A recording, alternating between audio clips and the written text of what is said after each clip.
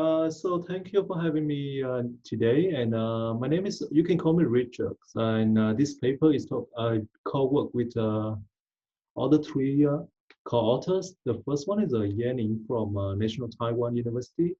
Uh, we have Zhiyong, National Xiaotong University. He just presented a rainy paper. And another is Iftikhar from Fordham University in US. And the title of the paper is about the CEO's social network and cross-border M&A. What we mean about social network is a Twitter account. So every CEO, they also have the social account, and we focus on the Twitter because the Twitter is easier to collect the data, and rather than the Facebook, because of Facebook, most of the time where when we do research, we need to send a friend request to the CEO, but most of the time they will not accept our friend request. So we just use a Twitter, and we try to link the Twitter social network with the cross-border M&A. So that is our idea. So this is the content. We motivate the paper first, and then I will introduce about the data and how we measure the Twitter variable, and then we test the model, and I show the empirical results. So first, talk about the motivation first. In finance, there is an emerging interest in how CEO will use an online social network like a Facebook or Twitter will affect the corporate policy. For example, there's some paper talking about the stock liquidity because they find out that if the CEO use a social network, it can reduce information asymmetry, and at the same time, it will improve the stock liquidity. For example, the bid-ask spread will be lower if the CEO using the Twitter social network. However, on the other side, you also see that if the CEO recognize this advantage, they may use a social network, for example, the Twitter as the one information channel, and they will strategically disseminate the financial information to their investor. For example, if they have good news, they will tweet a lot. But if they have bad news about the firm performance, they will try to hide information and rarely tweet about that. Information in the Twitter also have to shape the investor belief, for example, in one paper in 2018. However, there's no previous study on CEO usage of online social network can affect the real effect of the firm, I mean the investment decisions. And we will focus on the M&A decisions because this is one of the most important investment decisions of the firm. And we focus on the cross-border M&A. What does it mean? This means that acquire a US firm, but the targets are foreign firms. So why we focus on the cross-border M&A? Because in 2017, up to 21% of the M&A around the world are actually the cross-border. And the value of on the deal, cross-border deals is up to 170 billion US dollar. Is nearly 37% of total M&A around the world. So what can affect the M&A performance and the cross-border M&A? Because most of the time the M&A deals will fail because of many reasons. For example, the firm can make the cross-border M&A because several reasons, like an agency problem. So they have free cash flow, and the CEO they may make the deal not because to maximize the firm value, but because some private benefit he can get from the M&A. For example, he may acquire a lot of firm because he wants to build an empire so that he will be the king of that empire. All the reasons like a hubris hypothesis, managers overestimate the real value of the targets. So he acquire the targets, and finally, is the firm tend to be have lower performance later.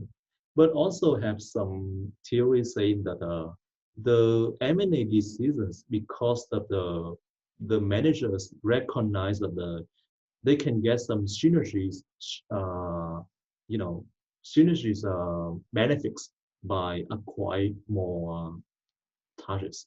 However, less is known about if the CEO uses of the social network can affect the cross-border M&A or not. So that's why that is our focus in this paper.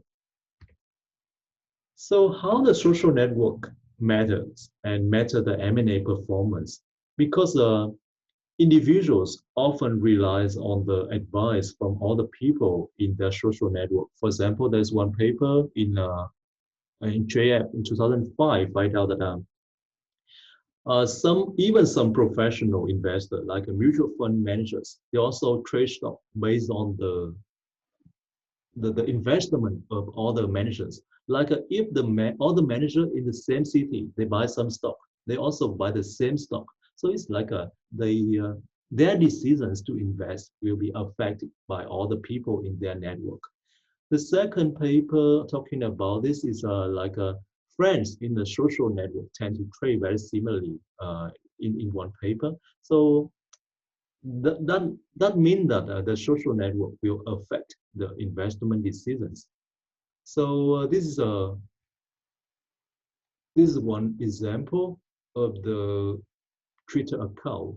So this is a CEO. They also use a social network. So for example, this is a Tim Cook. He's very this from he's CEO of Apple, and in this Twitter account, you can have a lot of information about the CEO, like he follow which account. So actually, Tim Cook doesn't follow all the people, but there are many Twitter users follow him. For example, he has up to 12.3 million followers. So a lot of people in the Twitter follow him. And this is another example. This is Andy Purder. He is not quite famous. He is the CEO of one company in S&P 1,500 of CKE Restaurant Inc. And we also have the same information. However, if you look at the followers, the number of followers this year is much lower compared to Tim Cook. So we want to look at the followers in this paper. So what does it mean? We don't look at the CEO account, but we look at the information in the CEO followers account. So what information we can get from Twitter about the CEO's follower? We can get the number of followers as I showed you. That is, Tim Cook has around 12 million followers, while Andy have only 14,000. We also have some information. If we go to detail one by one of the follower, we can know some information about the followers, like where do they come from, or who are they, and other information. So we go to very detailed information of the follower. We look at the language they use. So if you're a Twitter user, actually you can set the language you use in your Twitter account. For example, some people choose English, but some people, they will choose the language that they are more familiar. For example, they speak Chinese, maybe they will set their Twitter account into Chinese. Their language showing in the Twitter will be Chinese, so that they can easier to use their Twitter account. So why we think that the followers language is important, because given this is a US firm, because our sample is focused on the US. So most of the time we would think that the followers should be English speaking, right? But after we collect the data, we find out very interesting finding is that the follower of the CEO of the S&P 1,500 firms, actually they can use many Twitter language. For example, the language set range from 1 to 46 language. It means that for some CEO, their follower only speak one language, that is English. But for some other CEO, actually the follower can speak a lot of language, up to 46 language. So our question is that whether the number of language that the follower can speak can matter the M&A performance or not. So why we want to study that? Because on the one hand, investor may follow the CEO social network to learn about the financial information. So if the background of the follower is very heterogeneous, it may say something about the CEO. For example, if they go to the CEO Twitter account to look for information, maybe they will have rational learning about the M&A deal. And if they learn something about the M&A, how they react about the M&A announcement may be different. And there's some papers say that if they pay more attention to some to the online discussion, this will not reduce the information asymmetry, but maybe because they are the individual investor, they are learning, maybe add some extra asymmetry to the deal, and it's turned out to be make the market reaction even worse. So that is a one way of thinking about this. But another way is that if we can think about the number of language of the CEO, of the followers of the CEO, if they can speak a lot of language, it means that maybe it's capture the CEO social network reputation. For example, Tim Cook, he's very famous. So that's why many people around the world want to follow his Twitter account. So if we saying that, if we argue in this way, maybe the social network reputation of the CEO can capture the ability of the CEO, and if so, that one can relate it to more positive M&A performance. So we are not sure about this. So we collect the data to check the empirical question. So we collect the data. So what is the data we collect? We collect the data from on the firm from the SQCom database from 2006 to 2017. This is the time that we have Twitter.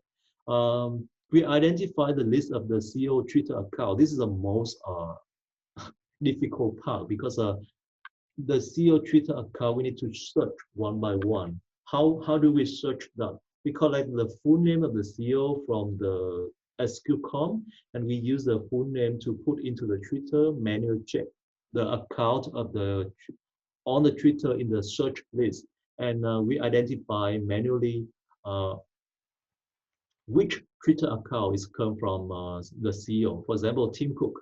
We go to his account. The username is Tim Cook, and actually in this account we can find out information that he wrote in the Twitter profile that he's an Apple CEO. So we know this is the account of Tim Cook, the real Tim Cook.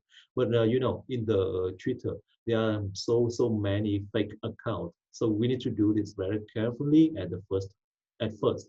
And then after we can identify the username of the Twitter account, we use a Twitter API to download all the information about the Twitter of the CEO.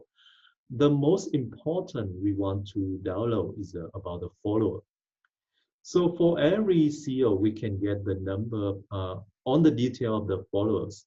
However, the Twitter only allows us to download maximum 5,000 followers of each CEO, each account. So this is like a restriction. We cannot download all the information of the followers, but we can get like 5,000.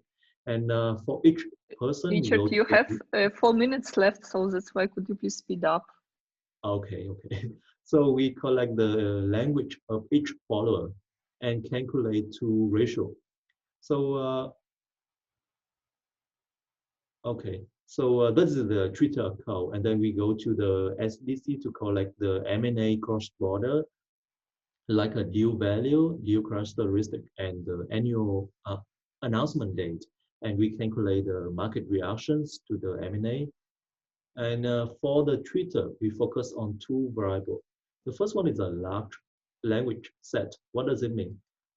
Equal to 1 if the follower can speak more language than the sample median. It means that for this CEO, their follower can speak a lot of language. Another measure is a Hafido index of the language set. So a lower is mean that the follower can speak more language. So I go to the regressions. So our main regression is the car in the left-hand side. What is the car? The market reactions to the M&A. The right-hand side will be the language set, whether the CEO have more, follower can speak more language. And this is our results. This is the main results.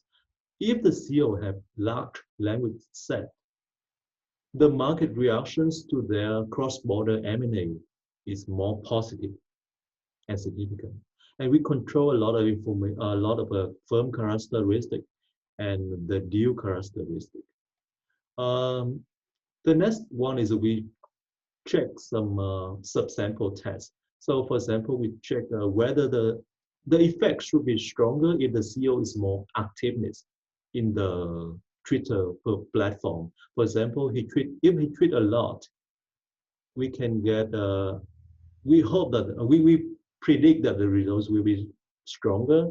And if their tweet is more powerful, what does it mean? It means that the tweet get more favorites and retweet from all the users. Results should be stronger. And this is the result. If the CEO have higher tweet, higher favorite, and higher retweet, results is stronger, and most of the results concentrate in that sample. The second one is we check whether the results come from the skillful CEO, and we collect from one data from Daniel 2019, and it support our prediction. It means that the result come from the subset of skillful CEO. And finally, we check for if the firm have offshore activity. It means that the firm have input and output from the target country. And this is the results. The result concentrate when the firm have input to the target country. They have access and input from the target country and have output to the target country. So that is our key finding. And we also do some robustness check, and that is what we find. Results quite consistent. And that is what we find. In conclusion, we find that CEO with a follower can speak more language, tend to have more positive cross-border M&A, and results stronger if the CEO are more active on Twitter, he's more skillful, or he have more offshore activities. So that is our main findings. Thank you.